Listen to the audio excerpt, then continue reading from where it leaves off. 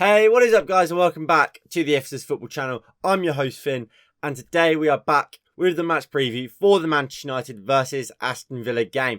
Now, of course, Manchester United currently sit third in the Premier League table, below only Chelsea and Liverpool on goal difference, while our opponents Aston Villa come in 10th place. Now, if we're looking at each team's last game, of course, we both played in the League Cup. Both teams actually losing in the League Cup. We obviously lost 1-0 to West Ham thanks to a Manuel Lanzini goal in the 9th minute, while Aston Villa actually lost on penalties to Chelsea after the game finished 1-0 in 90 minutes. Now, of course, obviously we played Aston Villa twice last season. We beat them 2-1 in the first game.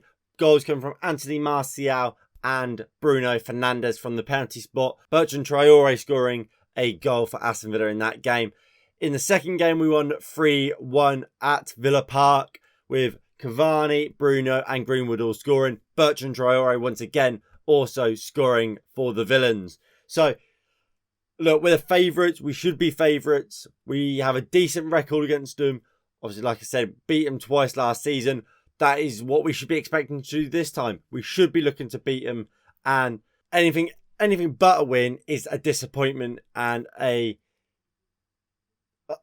just poor, isn't it? Now, if we're going over to team news, Aston Villa are without Axel Tuanzebe. Obviously, he's on loan at Aston Villa from us, so he can't play against his parent club.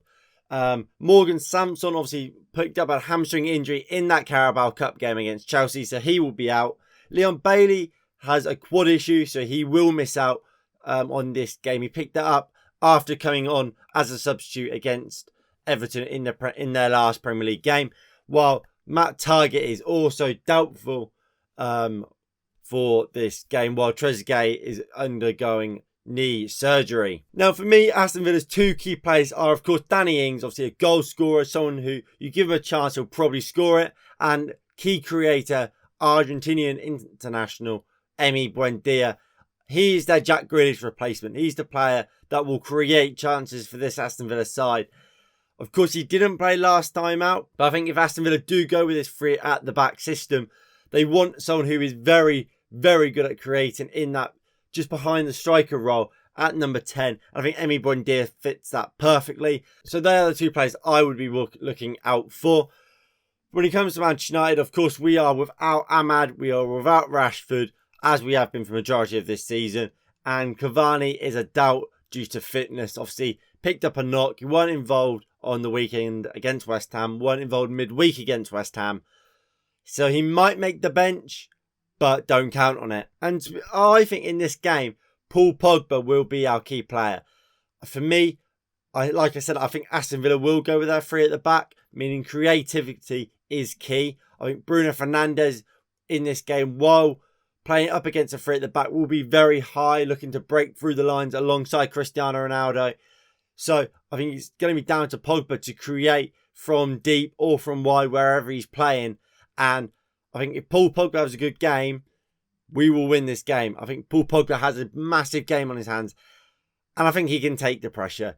Paul Pogba has scored big goals against Aston Villa or in big games like this before. I believe he can do it again if so needs to be, but I think we'll have enough. With that being said, this is the team I believe Ole Gunnar Solskjaer will go with today. So it's De Gea in goal, Wan-Bissaka, Varane, Maguire, Luke Shaw.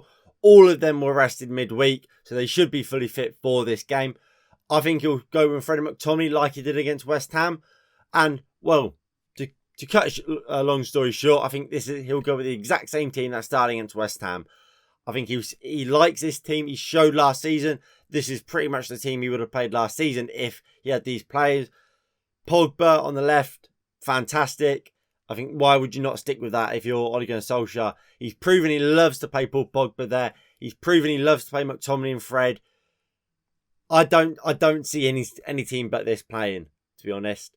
And look, am I mad at it? Not really.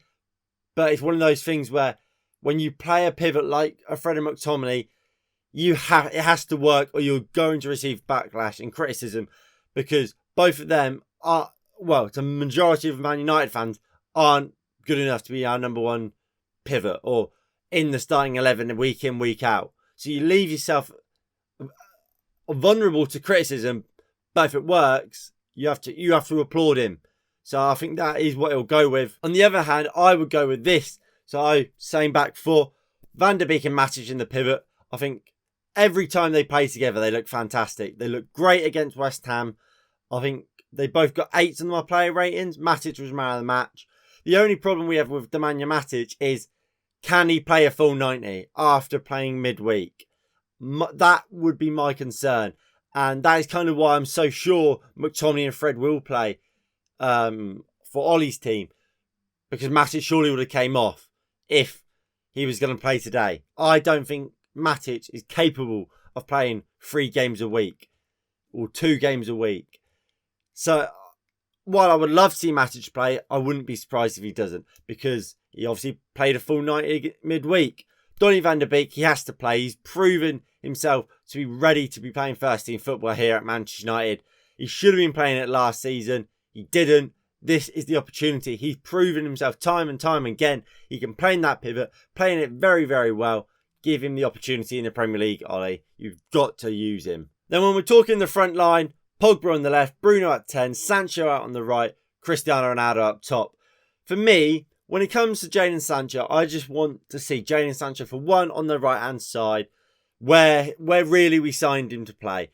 Every time we see him play, it's always seemingly on the left. Get him on the right, where we signed him to play, and let's see how good he can be. Give him a run of games. Because when Rashford gets back, we expect to see Jadon Sancho play still. So get him on the right. I think with Greenwood on the bench, you have someone that you can come on to completely change the game like that.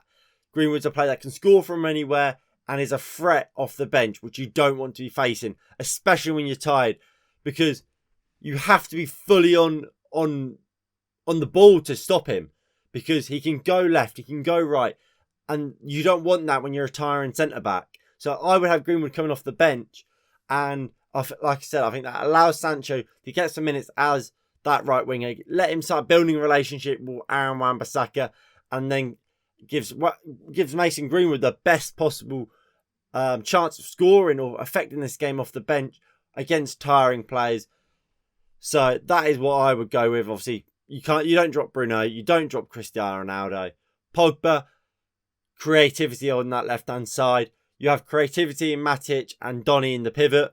That is so much creativity in that team to score goals and to break down this Aston Villa 5 at the back system, which I keep saying, I do think they will play. So I would go with that team. I think that team wins us this game, and fairly comfortably. Obviously, like I said, I don't think Ole Gunnar Solskjaer will go with that. I think he will be pragmatic. I think Ole Gunnar Solskjaer doesn't... Well, of course, he would love to win games 4 or 5, 6-0. He doesn't value a 6-0 win over a 2-1 win, for example. A win's a win for him. And he's happy to grind out results and win games 1-0, 2-1. And get over the line. Because then we'll be there at the end of the season. And look, if it works and gets you to a Premier League title, brilliant. But for me, I don't think you can, especially with the competition in this Premier League season, I don't think you can be pragmatic and go and win the league like that. Because majority of the teams, like a Chelsea, like Liverpool, like Man City, will win 99% of their games. And when they win games, they'll win it quite heavily. So we could win every game, but we can still come second because Thomas Tuchel's Chelsea side have also won every game, but they've scored more goals. So I think in games like this, you want to be more expressive. You want to try and carve them open. And while, look, this Aston Villa team are good, I think we can beat them, and we should be. We've got the players to do it. So I think we will win this game. Maybe not in the fashionable way we would love to see, but I think we will win it. I think that will be 2-1 Manchester United. Probably Ronaldo scoring, some sort of rebound, and either a Pogba screamer or a penalty. Anyway, let me know your thoughts down below in the comments below. What is your score prediction and who will score? Also, please do tune in for the watch along. The stream starts at 12. Kickoff is at 12:30. Links to that will be in the description down below and on the end card. Anyway, thank you all for watching, and I'll see you all in the next one in a bit. Peace.